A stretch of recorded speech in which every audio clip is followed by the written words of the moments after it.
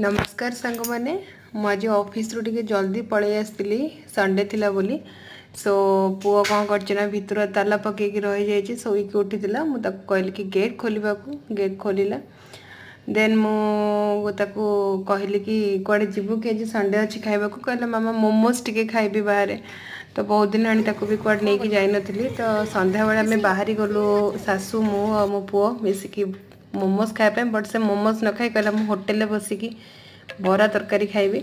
ताको बहुत ही भल लगे बाहर टिके होटेल बसी खाइबाकू आउ देन सेठी पुओ तार बरा आलुचप तरकारी खाइला बों को मुझे मिठा देती से खाइले छेनापोड़ तांको बहुत पसंद देन साइड रे गोटे दुकान था जोटा कि संध्या बेले गुगुनी चाट करथिला छोट छोट दही बरा करिकिना बरा सेप रा थिला सेटा को से दही बरा पकईकी बहुत ही टेस्टी खाइबा से बनाउथिले सब भिड़ भी लोक सेठी थिले बहुत संख्या रे खाउथिले तो मुझे गोटे टेस्ट करने को नहीं गली बो मो पुओ के खाईदेलु देखो केमती खाऊँ से